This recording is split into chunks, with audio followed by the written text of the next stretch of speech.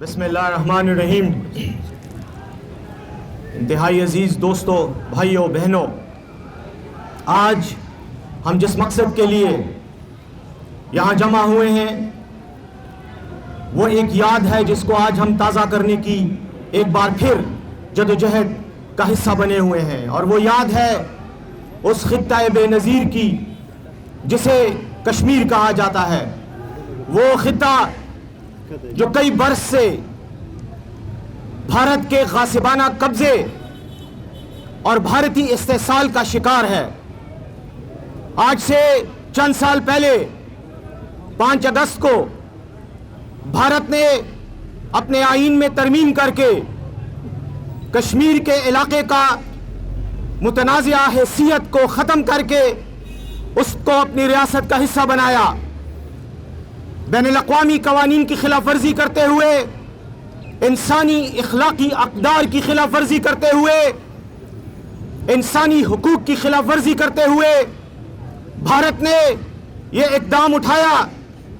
بھارت کا یہ خیال تھا کہ شاید کچھ دنوں بعد، کچھ سالوں بعد لوگ احتجاج کر کے اس بات کو بھول جائیں گے اور میں کشمیر کے اس خطے کو ہضم کر دوں گا، لیکن کشمیری عوام کی مسلسل جدوجہد نے، پاکستانی عوام کا ان کے ساتھ مسلسل ساتھ جو رہا ہے، اس نے یہ ثابت کر دیا کہ نہ ہم غاصبانہ قبضے کو مانیں گے، نہ ہم کسی غاصب کی بدماشی کو مانیں گے، نہ مودی کے ظلم کو مانیں گے، کیونکہ یہ مودی نہیں، ایک موذی ہے، اور اس کا خاتمہ انسانیت کے فلاح کے لیے انتہائی ضروری ہو چکا ہے۔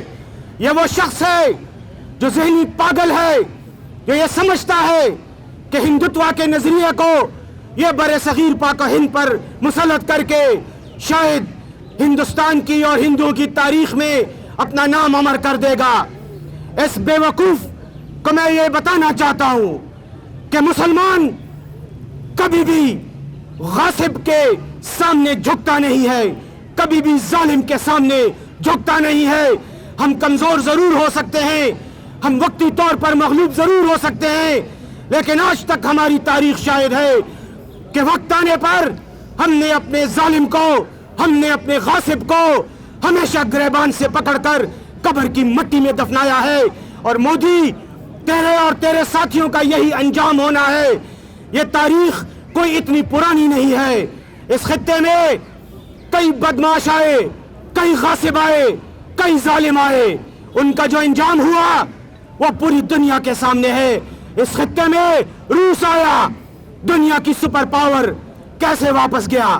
اس خطے میں امریکہ آیا، دنیا کا ایک اور طاقتور ترین ملک، سپر پاور، اس کا کیا انجام ہوا۔ ہندوستان نے پاکستان پر حملہ کیا، یہ سمجھتے ہوئے اور سوچتے ہوئے، اس غلط فہمی کے تحت کہ شاید پاکستان کو وہ دبا دے گا، مغلوب کر دے گا، لیکن آخر میں ہوا یہ کہ آج شرمندگی سے کسی کے سامنے بات کرنے کی اسے ہمت نہیں ہوتی۔ اتنا ذلیل اور خوار ہونے کے باوجود آج جب ہندوستان کو احساس ہو چکا ہے کہ طاقت کے ذریعے وہ 1 انچ زمین بھی پاکستان کی ہتھیا نہیں سکتا، تو یہ کیسے ہو سکتا ہے کہ وہ کشمیر کے اتنے بڑے خطے کو دبا دے گا۔ میں یہ بات کہنا چاہتا ہوں کہ عالمی برادری کے لیے آج ایک چیلنج ہے۔ عالمی برادری کو یہ سوچنا چاہیے، اقوام متحدہ کو یہ سوچنا چاہیے، دنیا کے اقوام کی قسمت کے فیصلے کرنے والوں کو آج یہ سوچنا چاہیے کہ 6 سال سے تمہارے ضمیر کو جھنجھوڑا جا رہا ہے۔ کشمیر کی مائیں، کشمیر کی بہنیں، کشمیر کی بیٹیاں سری نگر، بارہمولہ، پہلگام اور ایک ایک خطے سے تمہیں آوازیں دے رہی ہیں۔ کہاں ہے تمہارا وہ ضمیر جو چند ہزار، چند لاکھ یہودیوں کے قتل عام پر تو آج تک رو رہا ہے، لیکن لاکھوں کشمیریوں کے استحصال پر خاموش ہے؟ کیوں خاموش ہو؟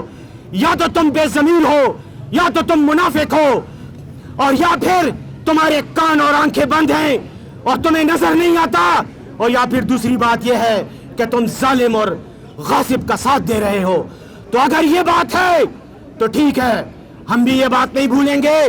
کشمیر کی جدوجہد جاری ہے، انشاءاللہ جاری رہے گی، जिस जदोजहद में शहीदों का खून शामिल हो जाए, वो जदोजहद आज तक तारीख इस बात की गवाह है कि वो जदोजहद कभी खत्म नहीं होती।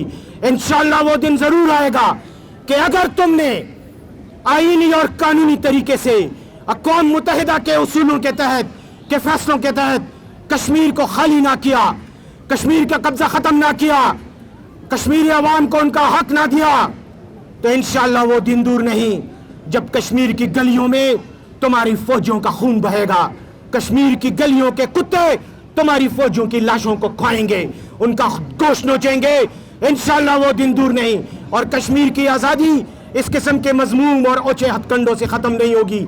ये जंग जारी रहेगी, ये जंग अल्फाज की भी होगी, एहतजाज की भी होगी, पुरअमन होगी, और जहां गोली की ज़रूरत होगी इंशाअल्लाह, पहले भी गोली चलाई है, आज भी चला रहे हैं और आइंदा भी चलाते रहेंगे। और आखिर में मैं सिर्फ इतना कहना चाहता हूं मोदी को कि मोदी अपनी कौम पर रहम करो, अपने फौज पर रहम करो, उनकी जिंदगियां खामखा में दांव पर ना लगाओ। ना आज तक तुमने कभी कब्जा हजम किया है और ना ही इंशाअल्लाह आइंदा कब्जा हजम कर सकोगे। बहुत शुक्रिया।